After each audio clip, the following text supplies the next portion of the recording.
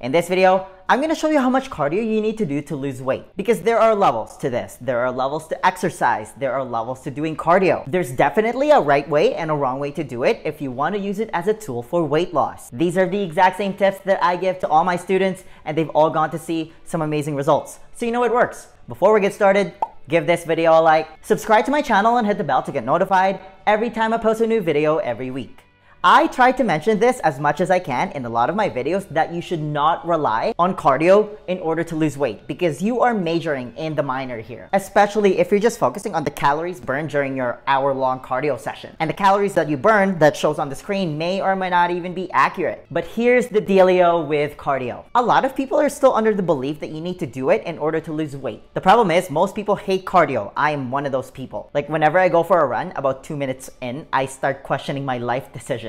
But the common assumption is still that you need to do it. And you see the same people on the Stairmaster, the elliptical, or the treadmill just hating their lives. Or maybe they just don't know any better. And women usually are more susceptible to this because they don't want to lift weights because they think they're gonna look like an Amazonian warrior when they lift weights. Not that there's anything wrong with that. Strong is the new sexy. But it's still a pretty common misconception that the moment you pick up a pair of dumbbells, you're gonna turn into the Incredible Hulk. No, that takes years of hard work and strict dieting. But that's usually why people stay in the cardio machine area doing the same boring thing every day. But the truth is, standard cardio like running 5 miles every day, going on the elliptical, the Stairmaster, rowing, going to your spin class every day is not necessary for fat loss. You don't need to do any of those things to be healthy. What I'm trying to say here is that you don't need to do traditional cardio in order to lose weight and get abs. But doing traditional cardio to lose weight is still considered conventional wisdom. But not only is it unnecessary for fat loss, it's also not ideal. And that's kind of the main point that I want to make in this video. I'm not saying that you should never do it. Like, it's great for your cardiovascular health in small doses. And we'll talk about optimal frequency and different levels of intensity in a second here, because you can bet that there are levels to this. By the way, I'm not saying that you can't lose weight doing cardio. I mean, you can initially, just like you can lose a bunch of weight by just cutting calories. But the human body is an amazing thing, and it's very good at adapting at whatever you throw at it. It's an adaptation machine. And if you're a chronic cardio exerciser, and I don't even know if exerciser is a word, but if you're someone who sweats their heart out on your favorite cardio machine every day, or you're an avid runner or jogger and you're not losing weight, like the pounds just aren't coming off. In fact, you're actually starting to see a muffin top develop around your waist and you're starting to look like a pear. I want you to pay attention because your body adapts to chronic cardio in two not so great ways. Number one is it triggers the overcompensation effect. If you think about the calories in versus calories out weight loss model that's still considered conventional wisdom, as if the human body is just a simple mathematical equation,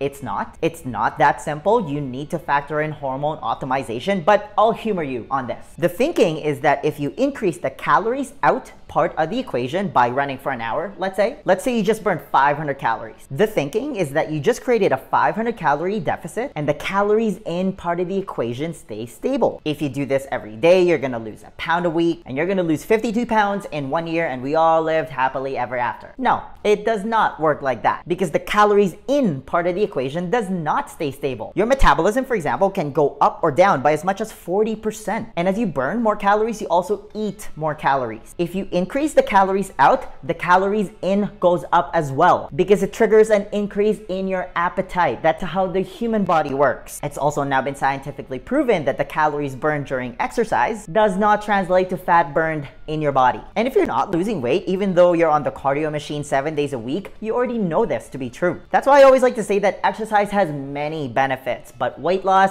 isn't one of them. The other thing about the overcompensation effect, again, let's use 500 calories burned as an example from your hour-long run. People look at that and they think that they can eat a 500 calorie donut and they'll just cancel each other out. They'll say, oh, I'll just work off that 500 calorie donut. No, it does not work like that. Eating refined carbs and sugar and doing cardio triggers completely different metabolic pathways in your body. The other not so great way that your body adapts if you're a chronic cardio exerciser is that it results in chronically high cortisol levels. That's your stress hormone secreted by your adrenal gland, also known as the fight or flight response hormone. You gotta remember that exercise is a type of stress, and stress isn't necessarily a bad thing. There's a lot of benefits to hormetic stress, for example, like taking cold showers. hours. If you've never tried it, it's interesting. It's when the stress becomes chronic that it starts to become a really big problem. You can definitely have too much of a good thing, and doing too much cardio falls in that category. This is when you go from doing standard cardio being unnecessary for weight loss to doing chronic cardio being detrimental to your health. Yep, it's bad for you, like really bad. So every time you put stress in your body, and this is a hardwired response through 2.5 million years of evolution, the hormone cortisol gets released. During the Paleolithic times, stress usually meant that our ancestors were being chased by a saber-toothed tiger or were about to fight it. So this is your typical fight or flight response. Again, short-term stress, no problem. It's when the stress becomes chronic that it becomes detrimental, because one of cortisol's main jobs is to flood your body with glucose so you have usable energy right away. But if you do cardio every day, then that stress becomes chronic, which means you also have chronically high cortisol levels. And chronically high cortisol levels leads to chronically high insulin levels. That's your storing hormone. And one of its main jobs is to store all that extra glucose floating around your system as body fat, because too much glucose in your system is toxic. And where does it typically get stored? Around your belly. The bigger problem really here is that chronically high insulin levels leads to systemic inflammation, and that opens up Pandora's box to all sorts of disease, including autoimmune and cardiovascular disease. Like, it's not uncommon for endurance athletes to become pre-diabetic or full-on diabetic, for example. So imagine that you have the right intentions, you're doing cardio to lose weight and be healthy, but if you do it too much, it could actually make you fat and sick. Long story short, doing traditional cardio is not ideal for fat loss because your body adapts to it, and if you do it too much, it can even be detrimental to your health. So if traditional cardio is not ideal for weight loss, then what is? 2 words: resistance training, like lifting weights. Because it allows you to maintain and build muscle. Cardio doesn't do that, which is the key driver of your metabolism. It's also a strong indicator for lifespan. Cardio, compared to resistance training, also sends 2 completely different signals to your body. Cardio is catabolic. It's the state where your body, starved of nutrients, begins to feed on itself in order to acquire the energy that it needs. While resistance training is anabolic, which means it builds. It promotes lean muscle growth by triggering anabolic hormones like testosterone, IGF-1, and growth hormone. A lot of experts actually consider growth hormone the real fountain of youth because of its anti-aging effects. Intermittent fasting is also a great way to trigger growth hormones, by the way. While chronic cardio is the complete opposite. It ages you like no other because it's way too stressful to your body. Muscle is also a very energy expensive tissue. It requires a lot of calories to maintain and build, and the side effect being that it makes you look good shirtless. So the more muscle you have and the more muscle you're actively trying to build, the more calories your body burns. Again, that's why having a lot of lean muscle mass is the key driver of your metabolism, and you build muscle through resistance training. Yes, your body adapts to lifting weights, but there are so many variables you can change so your body never gets used to it. With cardio, for example, you can only increase the speed, distance, or duration. That's why it's so inefficient. Imagine having to run a half marathon every day in order to have a chance of losing weight, and I just mentioned why that's really bad for you. But with lifting weights, the possibilities are endless. You can increase your reps, your sets, you can reduce your rest, you can lift heavier weights. This is why CrossFit became a global phenomenon, because it blends all the things that I just mentioned in a really fun way. I'm obviously biased because I do CrossFit and I love it. And anybody who's done a 5-minute CrossFit Metcon, that's short for metabolic conditioning, will tell you that it's a completely different animal when it comes to training, because the workouts are different every day. And I'm gonna link to my Lean Body Blueprint 21-day weight loss challenge if you want a proven plan on how to do this properly. Like, would you rather do a half-hour cardio workout or a 5 to 10 minute super intense workout and trigger beneficial anabolic hormones? And that's the other underrated thing about resistance training, is that it also increases your heart rate. It's a cardiovascular workout in itself, just like your traditional cardio. Just think of it this way. When you're doing traditional cardio, you're only burning calories while you're doing it. And it's so easy to erase whatever benefit you get from it by eating a donut afterwards. With resistance training, you're breaking down muscle, which burns calories while you're working out, and your body has to keep burning calories to repair those muscles afterwards. This is called the afterburn effect. The key takeaway here is that you should do resistance training. CrossFit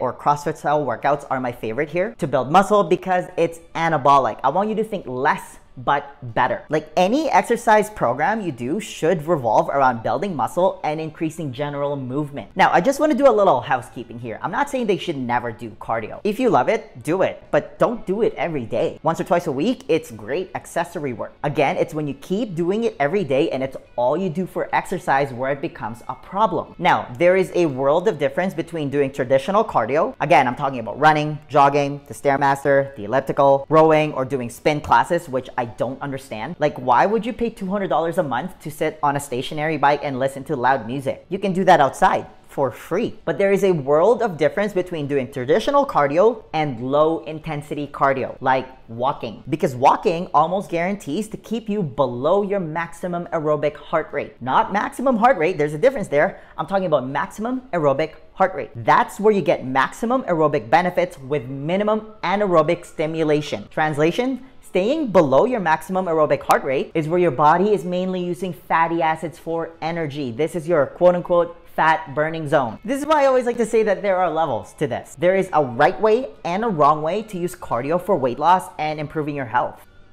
That's why I always advocate for getting 10,000 steps every day, because it does two things. Number one, again, is it almost guarantees to keep you below your maximum aerobic heart rate. And if you want to know what your exact number is, just take 180 minus your age, and that gives you your number in beats per minute. And I want to give credit to Dr. Phil Maffetone for this. It's called the MAF equation. For example, I'm 33, so if you take 180 minus 33, that gets me 147 beats per minute, and I want to stay below that number whenever I go for a walk or do my low intensity cardio. By the way, you can also do other types of cardio like cycling or rowing for this, as long as you stay below your maximum aerobic heart rate. This is crucial. You can get a fitness tracker, for example, with a heart rate monitor if you really want to be precise with this, and they're usually pretty cheap these days. Or you can go old school and just measure your heart rate manually. But once you start doing these low intensity cardio sessions, you're going to be surprised how easy they are. A good rule of thumb as well is the breathing test. You should be able to breathe through your nose during these easy cardio sessions, and you're going to be tempted to go a little bit harder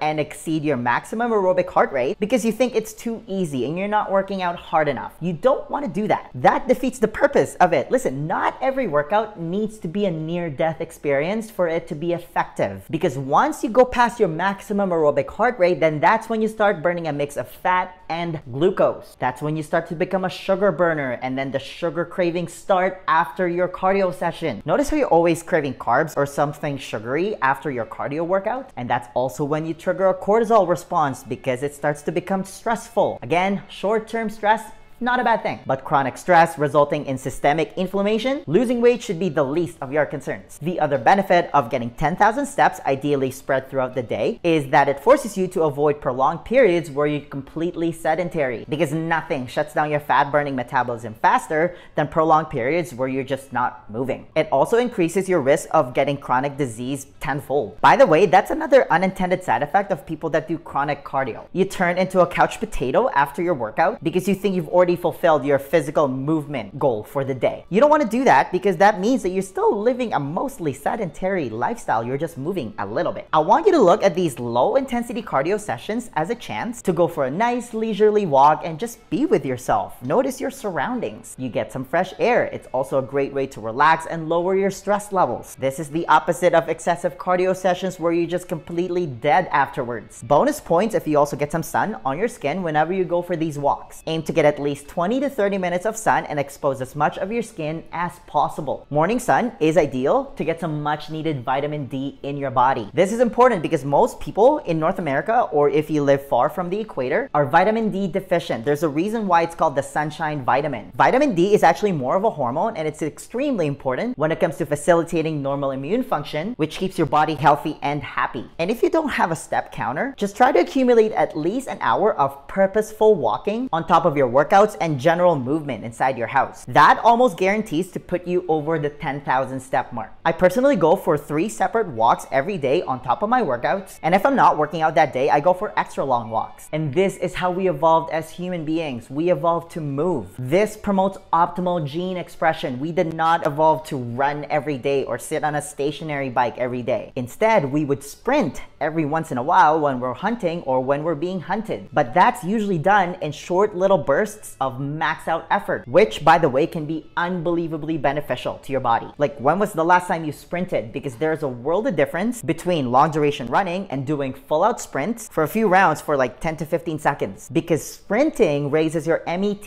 to 30. MET stands for metabolic equivalent of task, by the way. Your MET for sitting on the couch and watching Netflix, by the way, is 1, just for reference. But your body has to work 30 times harder to support this crazy activity that you're doing. Sprinting is a hormetic type of stress, and one of the main benefits that gets triggered is accelerated fat burning, because your body sees body fat as something that's slowing you down, and it gets top billing as something that it needs to get rid of right away. Like I said earlier, there are levels. There are levels to exercise. There are levels to doing cardio. Just remember that exercise is all about general movement and building muscle, not counting calories. At the end of the day, your diet is still king in all of this. 80% of your body composition is determined by what you put in your mouth. So just think of cardio as just one of the many tools in your weight loss toolbox. Use it wisely. The next question then becomes, how are you actually supposed to eat if you want to lose weight? Because here's the thing, 80% of your body composition is determined by your diet. You can't just freestyle this part. Do you have a proven plan that you can follow? To help you with that, I want to give you a free copy of my Lean Body Blueprint. This is how I melted all the fat around my stomach without depriving myself of my favorite foods or wasting hours at the gym. It's a simple 4-step process specifically designed for busy professionals, and it's the exact same blueprint that I teach to all my private coaching clients, and they've all gone to see some amazing results. If you want to be the next success story, then download your free copy of the Lean Body Blueprint right now. There's going to be a link somewhere at the top here or in the description box. Just click on it, type in your email, and I'll send it to you right away. All right, that's all I've got. Give this video a thumbs up if you enjoyed it and share it with your friends. Please subscribe to my channel if you haven't already. I post a new video every week. And hey, leave a comment below if you have any questions about this video. Thanks for watching, and I'll see you in the next video. Virtual high five.